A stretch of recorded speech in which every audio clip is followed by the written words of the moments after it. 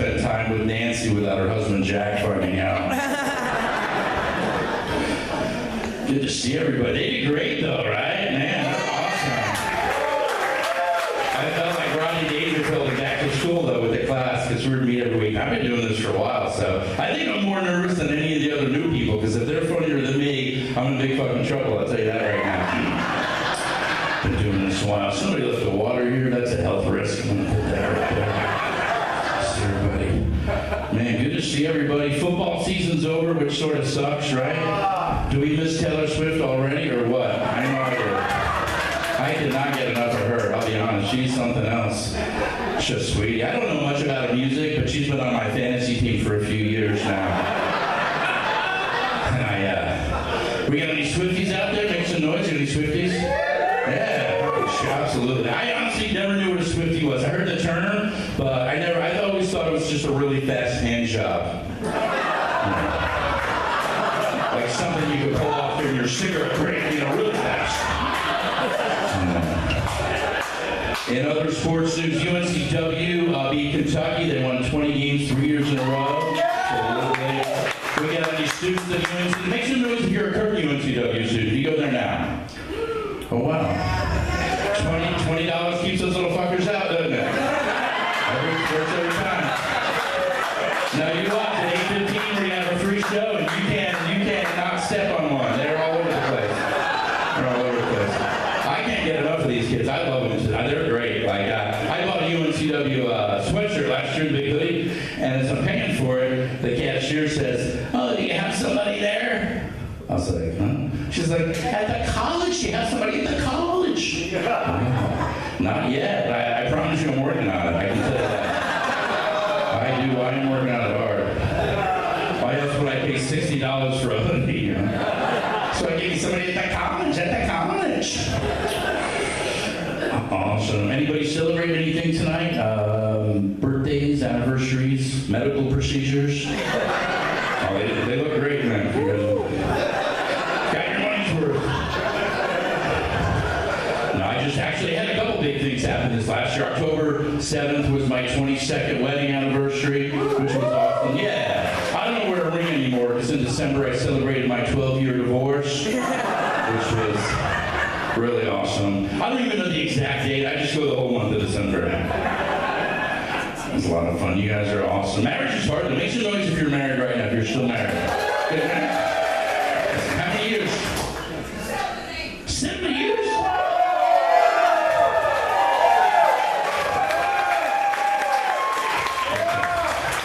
What's your secret to success? Love. Aww. And what do you think, sir? What's your secret?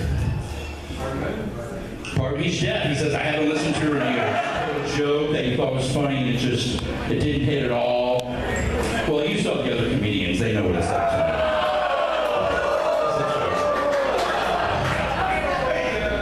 What are you going to do? But that's what happened to me, and it hurt because I knew it was a good joke and I told it, and it just didn't land at all, and it really sucked. So it's okay. I'll set it up for you. See what you guys think. Ceremony's at 4:30. I get there about a little bit before that. I got my solo cup with a double lock in the back. The center of the bar's not open yet. And 4:30, 4:40, 4:45, 10 to 5. And my new opening joke pops into my head. And I think, these interracial weddings have about a 50-50 chance of getting started on time. You can think about it all day long. I know it's a great fucking joke. I know jokes. It's a great joke. But not one laugh, nothing. Like I looked at the other two comics, they're looking at the ground, shuffling their feet. Mr. 8.5 won't even make eye contact with me. And I was so pissed. For the next week, I'm trying to joke in different ways. I'm learning my comics, the people that own the comedy club.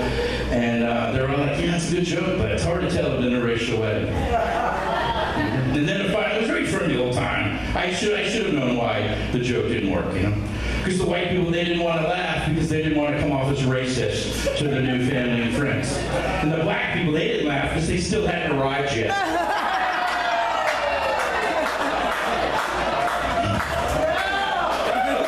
That's called building down and winning, okay? That's how they do that. You guys are great. It's funny that we go to weddings, thank you, we go to weddings and people are always trying to give advice to the newlyweds. And I don't really buy most of it, and I'm sure you guys give great advice. Don't listen in love. Very good advice. But people say other things like, how many have heard this one? Don't go to bed angry. That's our staple. We just never go to bed angry. It's like, I was married for a long time. That sounds impossible. I never get any sleep. You're exhausted. Never get any sleep. How about never go to bed with anyone other than your spouse? Let's start with that. The other piece of advice is, you know what, you gotta marry your best friend. You gotta marry your best friend. My best friend's a dude named Steve, and he is not my type at all. I live downtown. Anybody else live downtown? Okay, keep working hard. You'll get there. It's expensive. I live on Nut Street. When you guys have been over there. If anyone else is curious, they spell it with 2 T's. Probably could have stuck with 1. They went with 2. They tried to sneak it in on us too. We got chestnut, walnut, nut with 2 T's. I'm pretty sure that is not part of the same nut family. Am I right? If you don't know what a nut is, and I feel bad saying this in front of you fine people, but it's a testicle. It's a testicle. That's the subject. Where the verb is to nut. To nut or not to nut? That is the question I ask myself every Thursday night when I go out. But, or to ejaculate. So basically I live at 901 Hall Street. No, I don't sound like that when I nut, I promise. Ask anybody around here, they'll tell you. But it's okay. You think it's going to be great as a comedian, you're like, but how'd you like if you lived at 69 Chisholm Way? Or 5. Oh, orgasm court. Even my 10-year-old daughter had a heart. She's like, Mr. Steve, that's what she calls me. We have a complicated relationship. It's like, and she's a great seller. She doesn't sound smart because she's from the South, It's like, Mr. Steve, why does your nut have 2 T's? She's like, in spelling class, we learned to spell that only had 1 T. It's like, that's because you're homeschooled. But don't worry, you'll find out about that now with 2 T's soon enough, sweetie. Especially if you're anything like your mother's side of the family. That's where I lose about half the audience. I get it. I like it that way. I don't know. I do go out a lot, probably 6 or 7 nights a week, just depending on my schedule. It can fluctuate. But people tell me I should hang out with people my own age. I hear that all the time. You know what the problem with that is? They go to bed at 9 o'clock. The places I like don't get rocking until about 11 or 12, so that's why I don't hang out with people my own age. I go to Growlers. Anybody been to Growlers? Great bar. Downtown. It's in the basement. Very young bar. Like, I've been to a lot of young bars. It's a young bar. I think I have the record for being the oldest customer there recently. I heard there's a picture of me in the back by the security office. I haven't seen it. I don't know what that's about, but like some bars have like dartboards and pool tables. This place has a jungle gym and a bouncy house. I was there a few Thursdays ago. I remember Thursday was right after nap time, and this girl, very cute, comes bouncing over to me, and I'll never forget it. She whispers, she's like, "Do you want to be my sugar daddy?" And right away, I'm like, that sounds like quite a financial obligation. I don't know. And my first thought is like, can I afford this? And I don't know about you, but you're probably not going to be a great sugar daddy if that's your first thought. So there's only really 2 parts to being a sugar daddy: the sugar and the daddy. And, gotta be pretty good at the sugar. The daddy's easy. The sugar's that's the hard part. And I'd be faking it too. I'd be more like your Splenda daddy, Or for the organic ladies in the room, her stevia daddy. In the raw. But we did a couple shots of Fireball, whatever we did, and the liquor started to set in. I'm thinking, you know what, maybe I could pull this off. I don't really, maybe, I don't know the responsibilities of a sugar daddy, but what could they be? Maybe an apartment, a car, some school supplies. Move some money around, sell some crypto, get rid of my apartment, my car, my school supplies. I'd probably pull this off after all.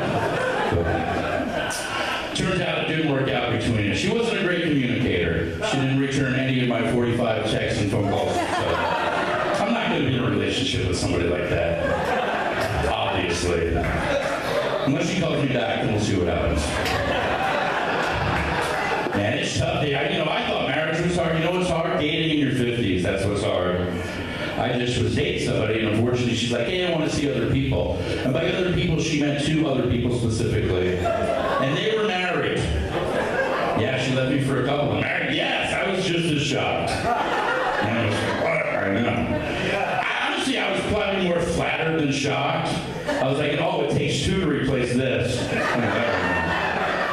That's like if you're really good at your job and you leave and they have to hire two people to replace you. It's like, yeah, nice. Yeah. But they call it a throuple, three people in a relationship. That doesn't sound very attractive. It doesn't even sound natural, a throuple.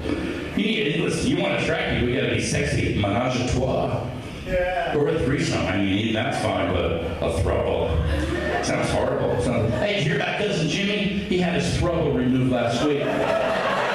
Good thing he was born with that extra one. Or a throuple. Or like a drunk baseball announcer. I ain't such a shit throuple off the water with you. I could never be in a throuple because I'm too cheap. You know what I mean? I'd be adding stuff. There's no way I'm paying for dinner for three people. I'd be like, oh, you guys like to share, do you? How about sharing an entree?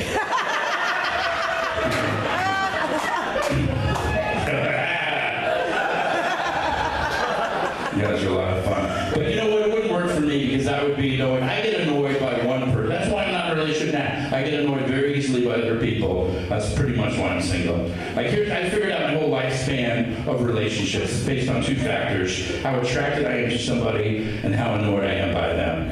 And once this passes this, it's over. I just know myself, you know? It's like sometimes it goes 11, 12 years like my marriage. Right? Other time, boom, right in days. Give you a quick example is decided to make the worst decision of my life in January and get a roommate at my age, a female roommate, and she went right past it very quickly. 7 very long and very noisy nights. Did not work out at all. So I evicted her. Well, evict's a little strong. You know, we both rent, so I was just there first, so I just made her leave, basically. I should have seen the red flag. You ever not pay attention to red flags? Man, red flag number 1, I knew this about her. She really, really loved cocaine. Like, I mean loved. Like, you know the way Taylor and Travis look at each other? That's how she looked at a plate of cocaine. She was like, if there was like a fan club, she would be the president, vice president, secretary, and treasurer all in one. She loved. The thing I knew about her number 2 is that she was lonely and able and loved to have sex with people in possession of the aforementioned cocaine. What I didn't put together is that would be happening in our apartment nightly, in the room right next door. You ever been in a room next to someone staying up all night having cocaine and sex? It's noisy.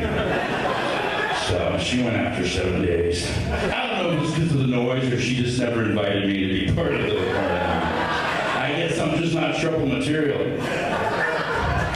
All right, you guys having fun? Well, if you'd like to get more information on this trouble talk tonight, there is a swingers bar somebody mentioned called Club Lotus. Anybody ever heard of Club Lotus? Please don't. Oh, please don't respond. We don't. I'm going to give you directions now so you don't come up to me later and ask. It's always awkward after I do this bit. Some weird stuff. Anyway, if you go down Carolina Beach, it's one of the last buildings on the right before you go to Carolina Beach. It's called Club Lotus. It's a swingers bar, open till 2 a.m. And or if you have some more time on your hands, keep going all the way to Carolina Beach. All the bars there are swinger bars.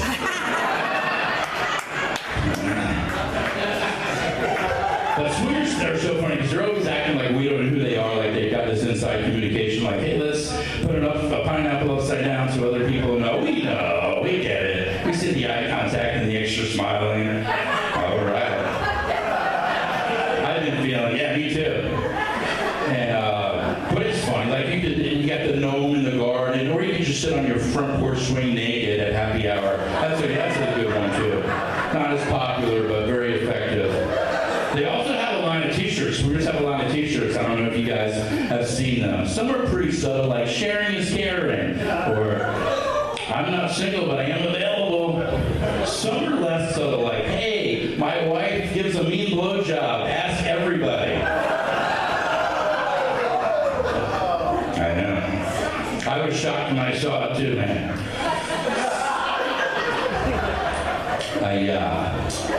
Being single though, I gotta do a lot of things on my own because I have no one else to do for, so I go shopping on my own. I like to go go shopping. I like when I shop, I go right into they have the floral department. I like to get a big bouquet of flowers, put it right on top of my cart, and just go up and down the aisles real slowly and meet women, you know. Because they're always like, oh, somebody's got somebody lucky at home. I was like, no, it's for Nana. She's had a hard time lately. Thank you. And then I ditch the flowers right before I get to the register. That's how I meet women these days. It's hard. But I was at a Publix in Myrtle Beach. It was on Wednesday last summer. I was on vacation, which says a lot about my financial situation right now. And I finished up the order, and the guy, the cashier, I noticed gives me a 5% discount on my entire order. So again, I'm pretty cheap, so I put in my credit card before he can change his mind. I said, hey, thanks for the hookup. What was that about? And he said, Senior Day. Yeah, I was as confused as all of you. I had no what's up? And then I looked down and realized I was still wearing my UNCW hoodie. So I was like, oh no, I graduated already. So thank you. Appreciate that. Thank you. He said, senior citizen. I was like, what's that? Yeah. I don't know what I said next because I blacked out. I was like, I'm vain, but I'm cheaper than I am vain, though. Now I only shop at Wednesdays at Publix. I do. I go there every Wednesday. And I try to play a game, get the senior discount. What's that? Our senior on Thursday. 10%? You want to go together?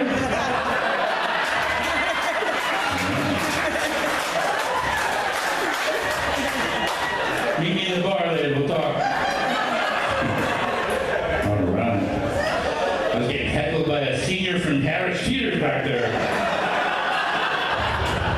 But no, now I go in there, and there's like an art to getting the discount. You got to get the right cashier. You know, there's two kinds of people that work at Publix. People, it's their first job, and people, it's their last job.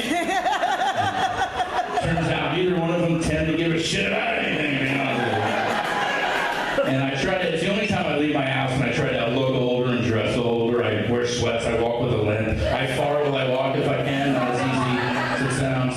And I ramble incoherently about Vietnam and where I was when JFK got shot and stuff like that. Some of you know what I'm talking about.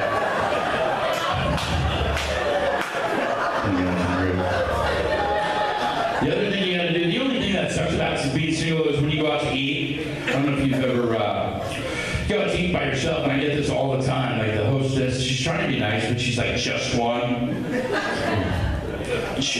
Not just. Melia, party of one. It's like just. I hate the word just.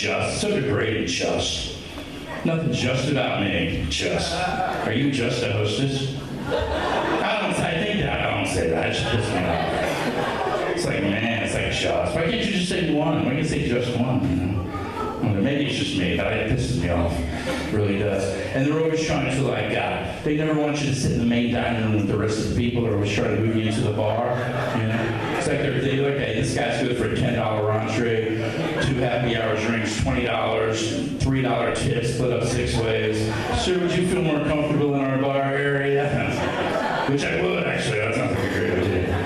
But you know what you don't get when you're by yourself? Is you don't get an announcement. They even give the Troubles an announcement, you know. Miller's party of 3. That was the Troubles' name, by the way. Roosevelt party of 6. They never like Steve. Now Steve. They don't do that. They just hang up the microphone. It sucks. If I had my own restaurant, I'd have one night of the week where all the single people, we'd celebrate them. You know, we'd announce them one by one. We'd announce the single people. You could write your own bio. Now seating table number 5. He considers himself to be one of Wilmington's most eligible bachelors. He's a fairly recent graduate of UNCW. Financially independent, a philanthropist. He's a 3-time author and a stand-up comedian. He's not really throuple material, but he is open to a menage a trois, if there's any. Table 5 would like to welcome Steve Melia, party of 1.